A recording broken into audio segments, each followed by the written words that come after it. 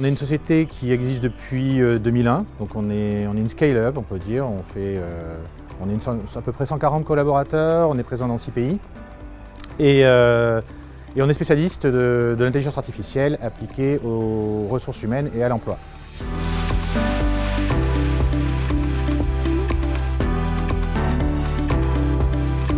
Alors, la gestion proactive de la mobilité interne, je l'ai un petit peu définie par opposition à ce qui se fait aujourd'hui, ce qui est une gestion pour moi qui est un peu passive. C'est-à-dire qu'on est aujourd'hui à l'ère, on va dire, de la bourse de l'emploi interne.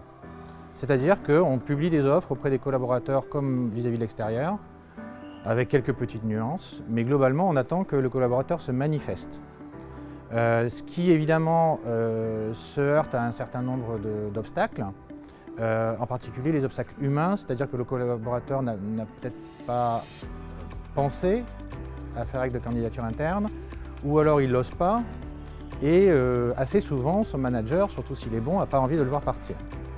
Donc, et si son manager a envie de le voir partir, il y a peut-être des questions à se poser. Donc voilà, le problème c'est que la RH est un petit peu passive par rapport à tout ça, et du coup, je pense qu'on ne fait pas justice à la mobilité interne aujourd'hui en matière de pratique. Et ce n'est pas la faute évidemment des RH, c'est simplement qu'il y a une problématique de nombre, tout simplement, une problématique d'échelle. Si j'ai 10 000 collaborateurs et 1000 postes par an, eh bien, ça fait 10 millions de combinaisons possibles. Donc même si je rationalise, je ne peux pas décemment regarder toutes ces options et prendre chaque cas de manière, on va dire, ciblé, individualisé, dans le respect de la singularité de chacun.